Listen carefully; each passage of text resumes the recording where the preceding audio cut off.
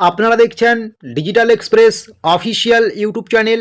যদি এই digital express official YouTube চ্যানেলটিতে নতুন হয়ে থাকেন, অবশ্যই আপনারা আমাদের এই ডিজিটাল এক্সপ্রেস অফিসিয়াল ইউটিউব চ্যানেলটিকে সাবস্ক্রাইব করে নোটিফিকেশনটাকে অন করে রাখবেন। তো আপনারা প্রত্যেকেই জানেন পশ্চিমবঙ্গ সরকারের খুবই গুরুত্বপূর্ণ একটি প্রকল্প, যেটির নাম হচ্ছে যুবশ্রী প্রকল্প। এই প্রকল্পের মাধ্যমে প্রত্যেকটা বেকার ছেলেমেয়েকে মাসিক 1500 করে টাকা সরাসরি ব্যাঙ্ক অ্যাকাউন্টে দেওয়া হয়।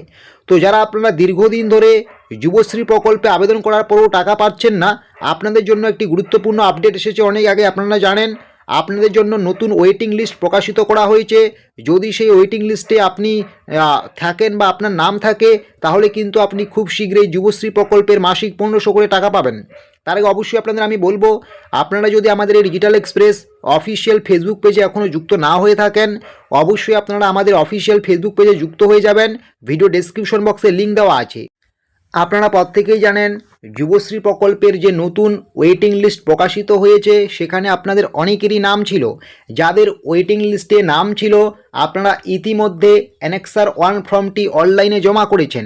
অ্যানেক্সার 1 ফর্ম অনলাইনে জমা করার পরে অবশ্যই আপনাকে কিন্তু সেটা এই মুহূর্তে দাঁড়িয়ে যেটা গুরুত্বপূর্ণ কাজ সেটাই করতে হবে। আপনার যে এমপ্লয়মেন্ট অ্যাক্সেস অফিস রয়েছে, সেই এমপ্লয়মেন্ট অ্যাক্সেস অফিসে জমা দিতে হবে।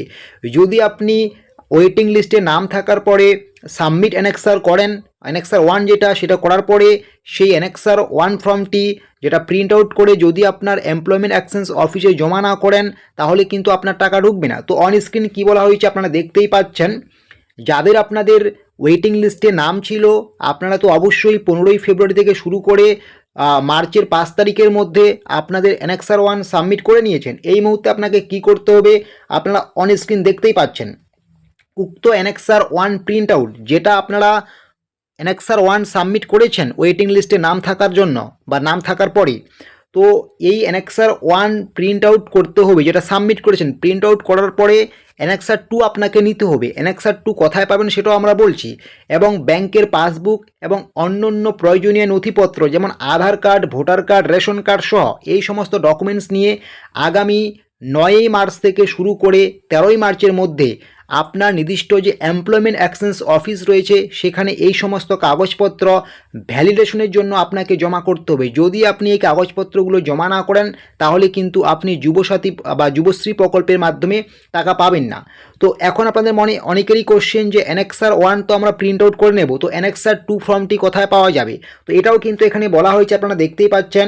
আবেদনপত্রের অ্যানেক্সার 2 ফর্মটি পাওয়া যাবে এমপ্লয়মেন্ট ব্যাংকের যে অফিসিয়াল রয়েছে, এখানে যুবশ্রী সাব মেনু যে অপশনটি রয়েছে, এমপ্লয়মেন্ট ব্যাংকের ওয়েবসাইটে যুবশ্রী সাব মেনুতে পাওয়া যাবে অ্যানেক্সার 2 ফর্মটি। তাহলে অ্যানেক্সার 2 ফর্ম এবং প্রিন্ট আউট করা অ্যানেক্সার 1 ফর্ম, সাথে ব্যাংকের passbook, Aadhaar card, ration card, voter card সহ এই সমস্ত ডকুমেন্টস নিয়ে আগামী 9ই মার্চ থেকে শুরু করে 13ই মার্চের মধ্যে আপনার যে সংশ্লিষ্ট এমপ্লয়মেন্ট অ্যাক্সেস অফিস রয়েছে, সেখানে কিন্তু এই কাগজপত্রগুলো আপনাকে জমা করতে হবে, যদি আপনি পরবর্তীতে যুবশ্রী প্রকল্পের টাকা পেতে চান।